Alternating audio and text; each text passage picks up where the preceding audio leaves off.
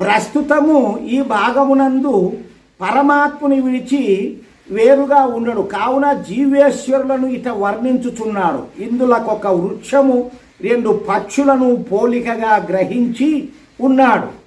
అనగా కలిసియుండు సమాన ఖ్యాతి గల 2 సుందర పక్షులు ఒక చెట్టును అంటిపెట్టుకొని ఉన్నవి. ఇది చెట్టు, ఈ దేహము. ఇందులో జీవుడు పక్షి ఒకటి, దేవుడు ఒకటి. అంటే ఈ 2 పక్షులు ఉన్నాడు. అందు ఒకటి చెట్టు ఫలములను తినుచున్నది. ఎవరు తింటా ఉన్నారు? జీవుడు అనేవాడు ఈ చెట్టులో ఫలములను తింటా అన్నాడు.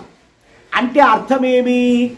జీవుడు ఆ చెట్టుకు ఉన్నటువంటి ఫలములు, ప్రకృతి అనుకోండి, ఈ ప్రకృతి దేహము అంటే పని చేస్తాడు, సంపాదించుకుంటాడు, దాన్ని తింటూ ఉంటాడు. అలాగే సుఖం వచ్చే పనులు చేస్తాడు, దుఃఖం వచ్చే పనులు చేస్తాడు, దానికి సంబంధించిన ఫలములు కూడా అనుభవిస్తూ ఉంటాడు. రెండవది తినక చూచుచున్నది. అంటే రెండవది తినదు. దేవుడు ఉన్నాడు చూడి, ఆ దేవుడు అనే పక్షి ఏమీ తినదు. బాగా గుర్తుపెట్టుకోండి, మనము చేసే ఇవన్నీ కూడా మన సుఖాల కోసమే. ఈ పూజలు పునస్కారాలన్నీ దేవుడు ఏమీ తినడు. తినే పదార్థములన్నీ జీవకోటికే సృష్టించి తయారు చేసి పెట్టాడు. ఇది బాగా అందరూ తెలుసుకోవాలి.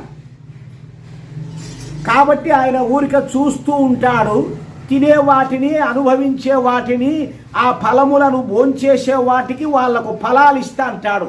నువ్వు మంచి పని చేసే సుఖము, చెడ్డ పని చేస్తే దుఃఖము అని. ఇది తెలుసుకోవాలి. వృక్షమును పోలు ఈ శరీరమునందు జీవాత్మ పరమాత్మలు 2 కలిసి ఉన్నవి. ఈ శరీరమునందు అందు పరమాత్మ వ్యాపకము, జీవాత్మ వ్యాప్యము. అంటే పరమాత్మ అంతటా ఉండేవాడు, జీవాత్మ కేవలము హృదయములోనే, గుండెలోనే ఉండేవాడు. ఒక అణువుతో సమానమైనటువంటిది జీవాత్మ. ఎక్కడున్నా మనం ఎంత శరీరం వేసుకునే ఏనుగు కానీ, సీమ కానీ, దోమ కానీ, జీవాత్మ మాత్రం అనుస్వరూపుడే, ఎంతో పరిమాణం లేదు.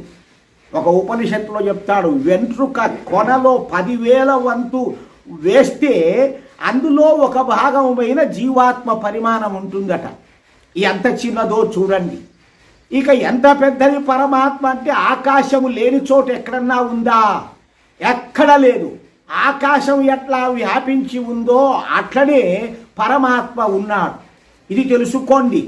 ఎక్కడికో వస్తువులను అలంకారం చేసి పూజించడానికి